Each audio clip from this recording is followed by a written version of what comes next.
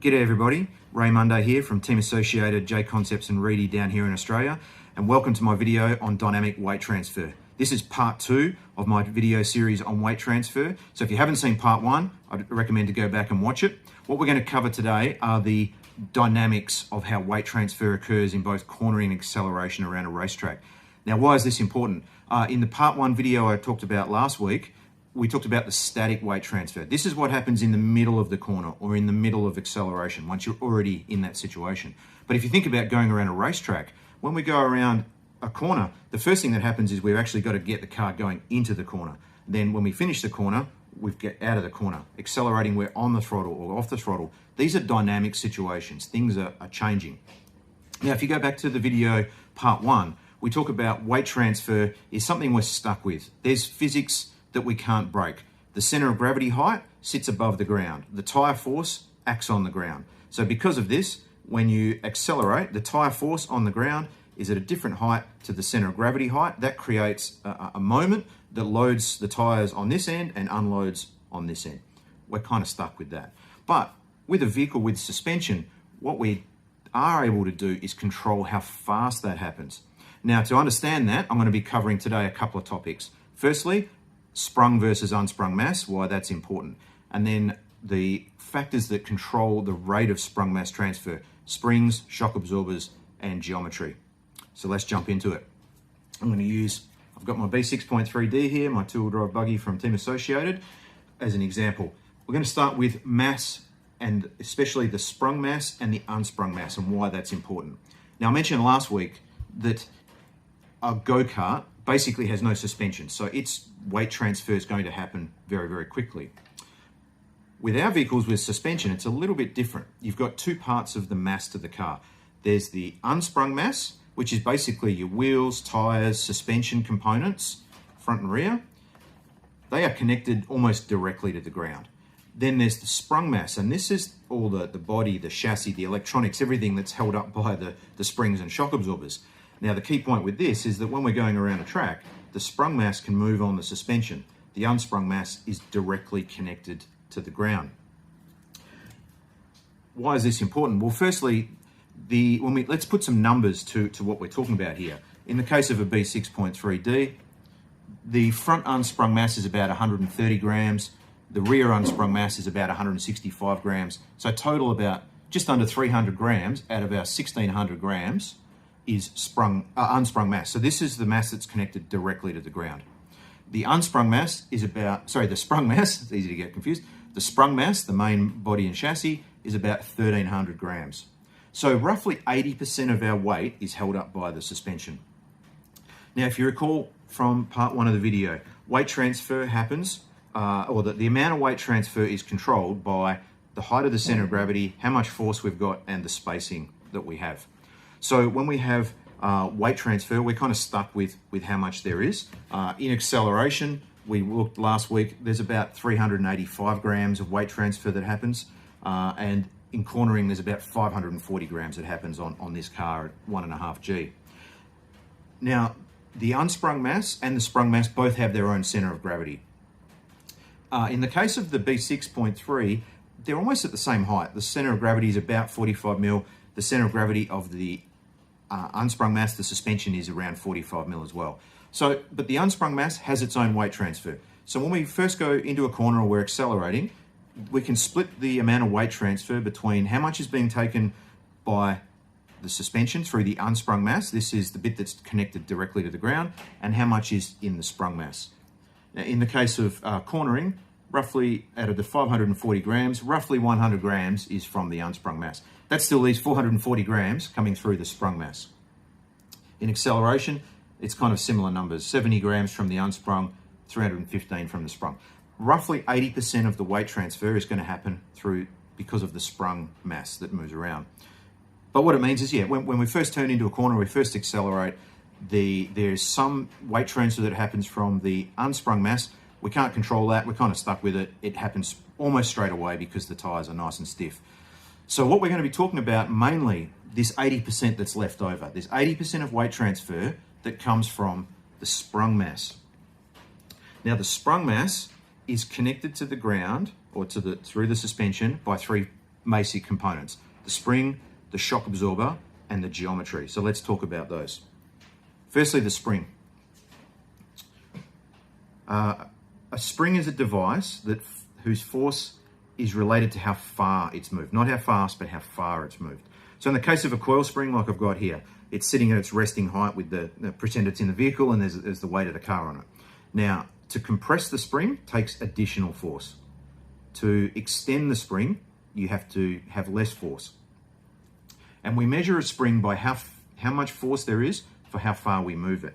So a stiff spring has more force build up when we move it a certain amount in both positives. So a stiff spring will have a higher force increase when we compress it and a higher force decrease when we extend it. Now, in the case of weight transfer, the best way to think about it is kind of maybe the other way around, which is that with weight transfer, we have a certain amount of force that's going to be going through the suspension. So a stiff spring will move less for that amount of force. A soft spring will move more. So let's consider a car going through a corner. When you've got a very stiff spring, the outside of the car won't have to compress so far. The inside of the car won't have to extend so far to reach the amount of weight transfer that we need to get to. If we've got a very soft spring, the outside has to compress more and the inside has to extend more. So when you've got a spring controlling the car, it controls how far the car rolls. So in the case of cornering, a stiff spring means that the car doesn't need to roll as far, the outside doesn't compress as much and the inside doesn't extend as much to achieve the amount of weight transfer we need. A soft spring will need to roll a lot more to achieve the same weight transfer. So one of the things that you hear a lot of people talking is, we'll put a soft spring on to increase weight transfer. It actually doesn't quite work like that. A soft spring still has basically the same weight transfer, but it has to move further to get there. This will come a little bit later on in this video. We'll talk about how these things phase together. Now, an anti-roll bar is another example of a spring. It's a spring that controls how much force is built up as the suspension rolls. So it's a type of spring. The coil spring, the anti-sway bar, they're both types of springs. And the force of a spring is dependent on how far it moves. The second force that we need to consider in our suspension that controls our sprung mass is the shock absorber.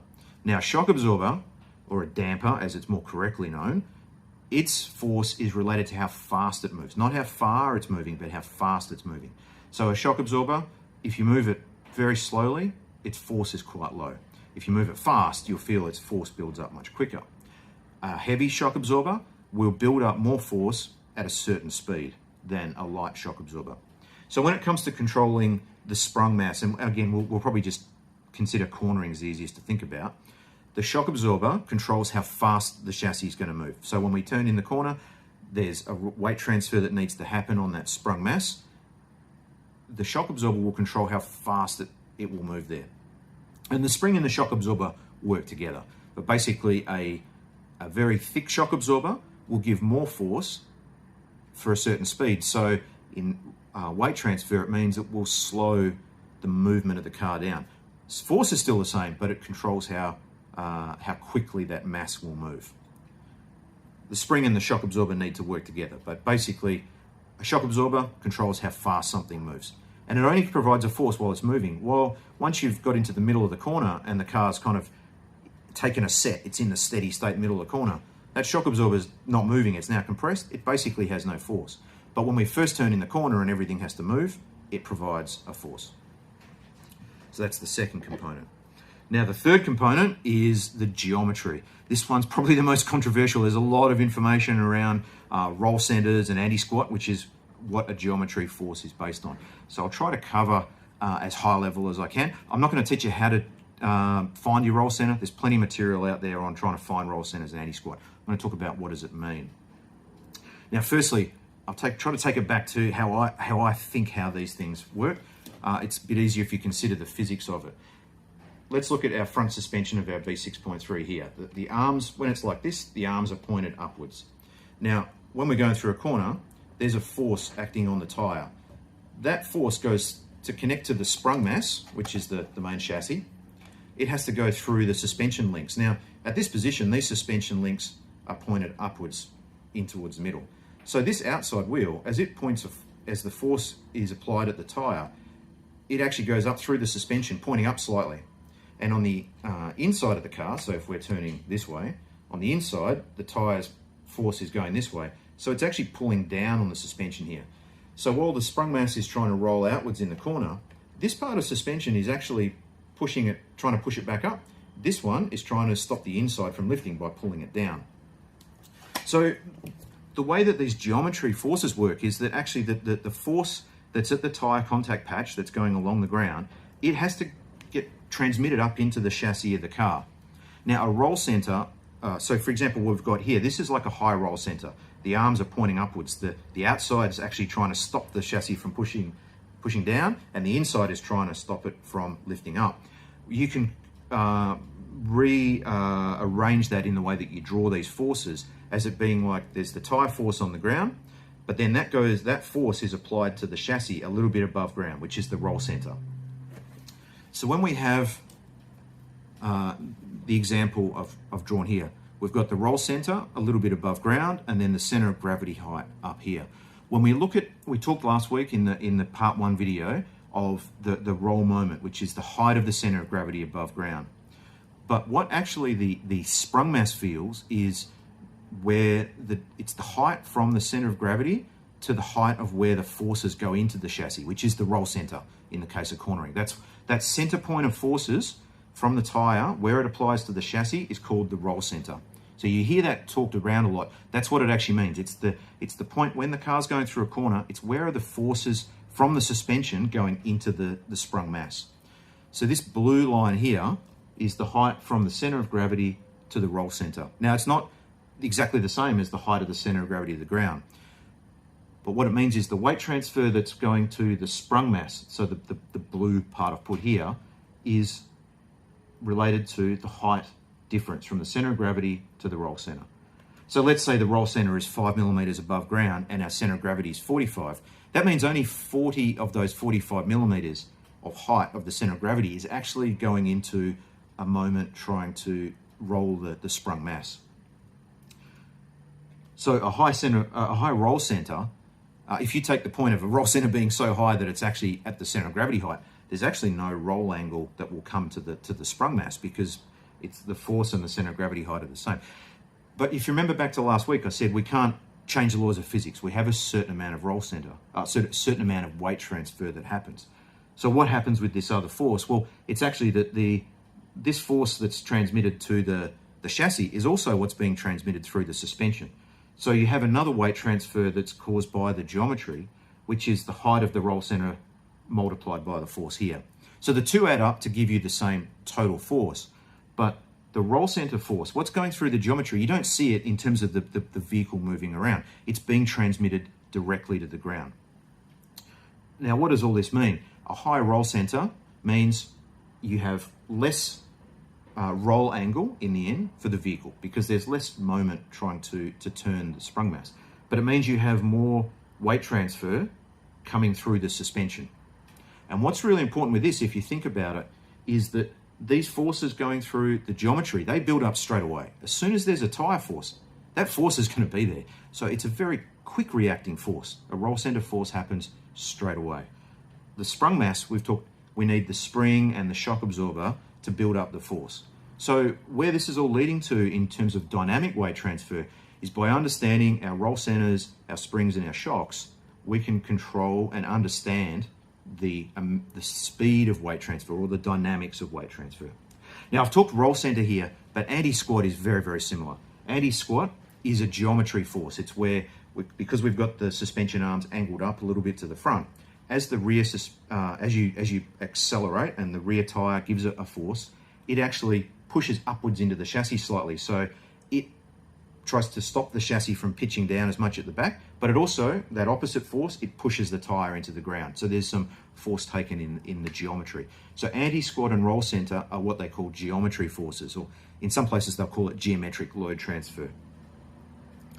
In the case of, I've used the example here of if we have a roll center 5 millimeters above ground, we get about 50 grams worth of weight transfer from that roll center. That's still about 390 grams from the sprung mass. So Depending on how high or low the roll center is, you can change how much force that you have there. Where this is all leading to, as I said, is the dynamics of weight transfer though, and the phasing. And this is probably the most critical bit that I'd really like you to take away, hopefully, from the video today. And that is, okay, we can build up forces using roll centers and springs and etc. But what does it really mean? Well, let's take the example I've shown here of turning through a corner. I've got the red line here being our lateral G. So we build up a lateral G, go through a corner, and then we straighten up. When we first build up the lateral G, the critical thing that happens is the roll center forces, which are the ones in black in my drawing here, they happen straight away. As soon as you build up tyre force, the roll center force happens. So that's your instant force. And that stays all the way while there's, all the way through the corner while there's G-force on the tyre. Those geometry forces or roll center forces will be there. Now, once you've got the roll center forces into the chassis, then the chassis and the sprung mass is going to start rolling. Now that takes some time. It's got weight, it's 1,300 grams worth there. So it's going to take a little bit of time. As we talked, the first thing that will then happen is it'll start to move. Now when it starts to move, the shock absorber is going to start having some effect because it's got some speed. The spring has almost no effect because it's not moved very far. So the green, which is the shock absorber force, will be the next one. And then while the vehicle is actually rolling, the shock absorber force will be high. Then the more time it is, the more the chassis will roll, the more the spring force builds up. So I think what you can start to see here, and I've drawn some little red arrows there for the phasing. The first thing that happens is roll center, very quick build up. Then the shock absorber is the next force. Then the third force is the spring. So depending on how we balance these forces, we can control how fast it takes or how long it takes for the weight transfer to build up. It's actually taken quite a bit of time here for the weight transfer to fully build up as the vehicles roll. Now, in terms of these cases here, we've used some examples about 50 grams and about 400 grams totally. When you then finish the corner, that's another thing, is that actually the first thing that happens is you take away the force. So then the first thing that happens is the roll center force drops, then the shock absorber force acts in another direction and the spring force starts to drop. So we've got some phasing of how we can control. Geometry forces first, shock absorber forces second, spring forces third. And as we talked though, the spring is what controls how far it actually goes. So the spring is the bit that controls the final steady state. The shock absorber controls the speed to get there a lot as well. Now there's an additional component here to think about. When we're turning into a corner, the first thing that happens, we're going straight, we've got no slip angle front and rear. The first thing that happens is we turn into a corner. The front tyres now have built up slip angle. They now start to grip. So you've got force going through the front suspension. But it takes some time before the car starts to yaw and the rear tyres build up grip. So there's a bit of a time delay from the front to the rear when you turn in the corner. Then once you finish, so you're going through the corner and you want to straighten up, you've now taken slip angle away from the front tyre. The rear is still slipping and it needs to straighten the car up. When we look at these forces here, there's an additional factor to consider, which is that when we first turn in the corner, front force builds up first. That means front roll center acts first. Then there's some time before the rear. So when we first turn into a corner, front roll center is the first one. A little bit later is the rear roll center, then the spring and the shock start to work together. When we finish a corner, you de-steer the front, so the front roll center drops away.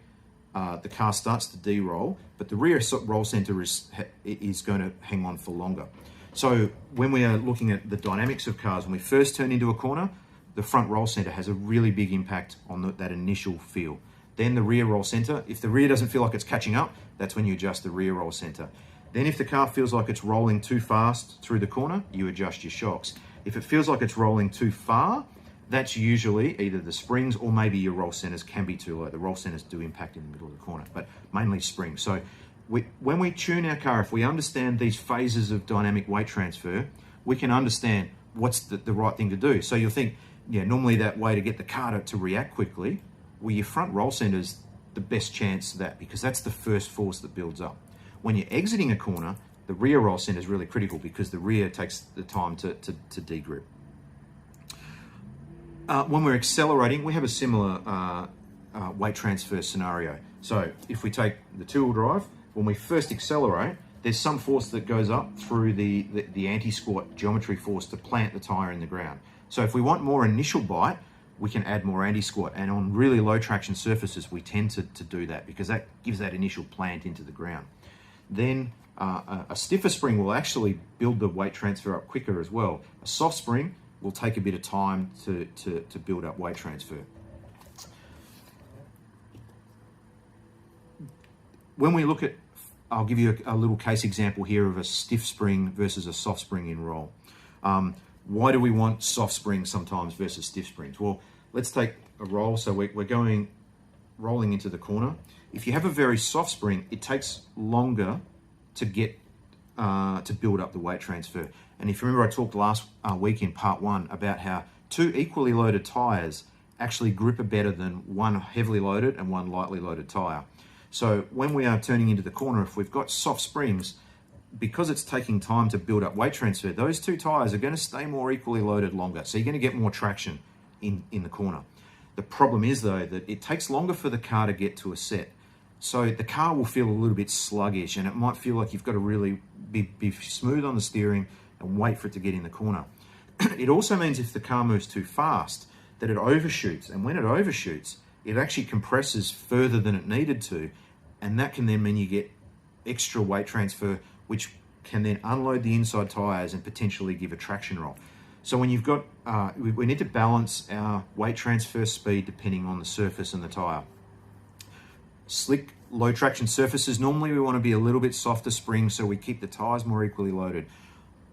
But on a high traction surface, that can mean the car can roll too far, unload the inside too quickly or too much as it overshoots, and then that creates a traction roll.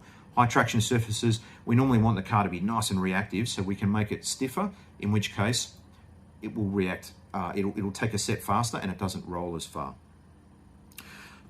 Now our cars also have a little bit of an extra feature in that we tend to run very low roll centers in our especially our off-road buggies and especially on very slick tracks. In fact, we run them below ground. And that actually means that when we first turn into a corner, what it's actually doing is when you're going through, say, like a left-hand corner, it actually pushes the inside right down and lifts the outside up. So this means that you have more equal weight transfer for longer, but it means that the chassis actually is going to roll more. It's a little bit harder to visualize that, but that's the phasing is still the same. You have, when you first turn in a corner, front roll center. The car yaws a little bit, rear roll center, starts to roll, dampers, then as it builds up in the corner, the spring is more important. Now, it's a lot of complexity to this subject, and there's a lot of interrelationships between how heavy the car is, the geometry you've got, the springs, the roll centers, the tires, and so this is where it's a fantastic subject. I've been involved in vehicle dynamics, studying it since I was a teenager, working on full-size vehicles for over 20 years, and every time I get to the track, I learn something new. That's what I love about this. But the concepts and the fundamentals, I hope from this video, have been able to be explained as to how the different forces build up, how we can utilize the different tuning parameters to adjust what the car feels like on the initial turn in through the transition into the mid-corner. I will come back to one of the most complex parts of any vehicle dynamics is the tires, and each tire needs something slightly different. Each tire and surface needs a slightly different level of weight transfer rate. Slick tracks tend to need very smooth build-up of weight transfer. Soft, more old school, loose dirt, loamy tracks, they like really quick weight transfer, so you can dig the tire in the ground. On those, you generally run a high roll center. I hope that I've been able to demystify some of these concepts in dynamic weight transfer. I really hope that you can apply them to your racing. I'm sure I haven't been able to answer all your questions, so please make sure after you've read this, maybe watch it a second time just to see if it makes sense the next time. If not, drop me a message on Ask Ray Munday or on my YouTube. I'll try to respond as well as I can. I really hope that you've got something out of this video. I hope it helps you enjoy your driving, get more out of your setup, and most importantly, it helps you have fun in RC. I'm Ray Munday. Thanks very much for watching. See you soon.